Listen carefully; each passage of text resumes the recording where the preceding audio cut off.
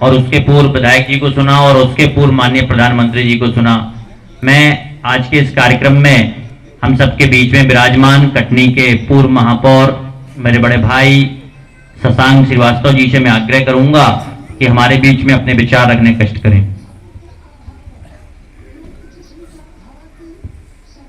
बोलिए सर्वेश्वर भगवान की, बाबा केदारनाथ की, भारत माता की। मंच पर विराजमान अधिकारी, पदाधिकारी, कार्यकर्तागण, हमारे प्रशासनिक अधिकारी जो यहाँ पर बैठे हैं, सीओ मैडम बैठी हैं, एसडीएम हैं, हमारे टीआई साहब हैं, यहाँ पे सभी लोग जो लोग बैठे हैं।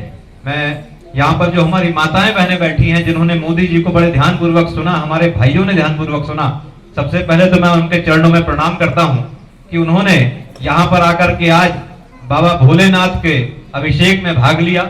और उसके बाद आज जो बहुत बड़ा एक अद्भुत कार्यक्रम यहाँ पर हुआ, पूरे देश का एक कार्यक्रम ऐसा हुआ जिसने भारत को एक सूत्र में पिरोया और 32 साल की उम्र में उन्होंने भारत में 12 ज्योतिर्लिंगों की स्थापना व्यवस्थित रूप से करके और चारों धाम की स्थापना करी। तो भारत एक अखंड रूप में अगर है तो उसमें आदि शंकराचार्य जी का सबसे बड़ा योगदान है कि केरल के कलड़ी गांव से निकल करके किस तरह से उन्होंने भारत में चारों पीठों की स्थापना करी। और आज भारत अगर सनातन दृष्टि से अगर मजबूत है तो उसमें आदि शंकराचार्य जी की बहुत बड़ी महत्वपूर्ण भूमिका है, क्योंकि आदि शंकराचार्य जी ने हमें सिखाया है कि जो अद्वैतवाद का सिद्धांत है कि मानव में कोई भी मानव हो, आप सामने बैठे हैं, आपके अंदर ईश्वर का अंश है।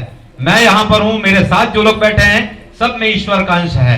यहां पर जो पेड़ पौधे हैं, वनस्पति हैं, उनमें ईश्वर का अंश है। तो हमारे तुम्हारे में जब भेद नहीं तो इस समाज में कैसा भेदभाव। हम सब मिलजुल करके रहें, क्योंकि जो ईश्वर आपके अंदर है वही हमारे अंदर है। जो ईश्वर ने आपको सुनने समझने की शक्ति दी हमें दी है। और आज इतना महत्वपूर्ण कार्यक्रम माननीय मोदी जी के माध्यम से यहां पर हुआ कि केदारनाथ, बाबा केदारनाथ के धाम में आदि शंकराचार्य जी की, जिन्होंने हिंदू समाज को, भारतीय समाज को, सनातन धर्म को आगे बढ़ाने का काम किया, उनकी वृहद प्रतिमा का लोकार्पण हम सब ने यहां सर देखा। और आज हम सब के लिए, यहां पवई के लोगों के लिए भी गौरव की बात है कि बाबा सर्वेश्वर धाम को पूरे भारत में एक मान्यता ऐसी मिली है कि जहां आदि शंकराचार्य जी की कृपा रही है।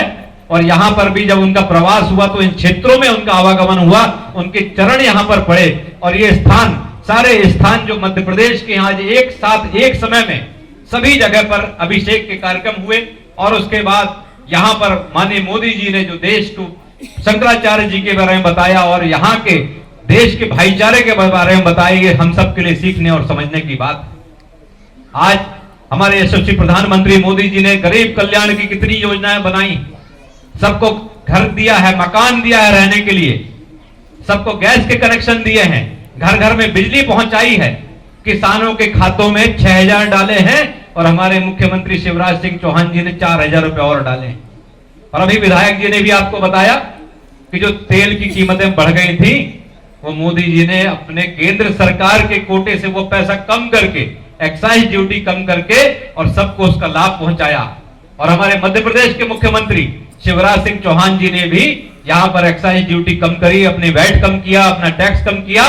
तो आज सबको सस्ता पेट्रोल और सस्ता डीजल मिलने जा रहा है, जो किसानों को भी लाभ देगा, क्योंकि खेती में पानी लगाने के लिए डीजल की जरूरत पड़ती है, किसानों को ट्रैक्टर चलाने के लिए खेती की जरूरत पड़ती है, शहर के बाहर माल भेजने के लिए, गांव से बाहर शहर माल भेजने के लिए ट्रैक्टर की जरूरत पड़ती है। तो ये सारी चीजें अगर करी हैं तो हमारे यशस्वी प्रधानमंत्री नरेंद्र मोदी जी ने की है।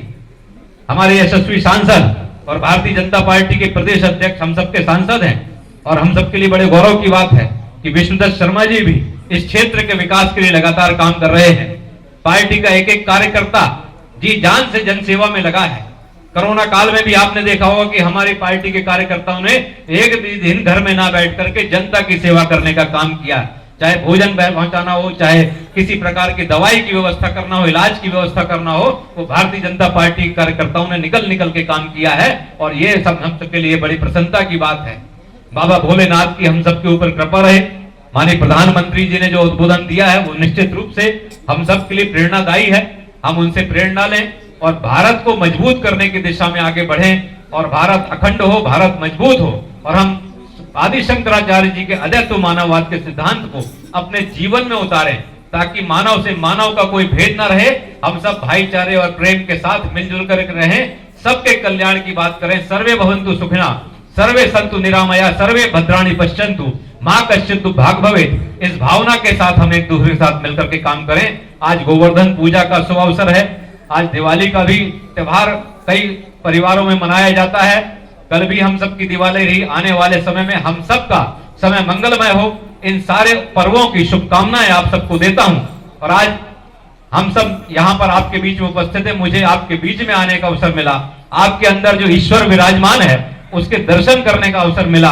उसके लिए मैं यहाँ की भारतीय जनता पार्टी की पूरे पदाधिकारियों को, यहाँ के विधायक जी को, मध्य प्रदेश शासन को धन्यवाद करता हूँ कि उन्होंने मुझे यहाँ करके आपके बीच में बाबा भोलेनाथ के दर्शन करके अभिषेक करने का सौभाग्य दिया, आप सबके दर्शन करने का सौभाग्य दिया।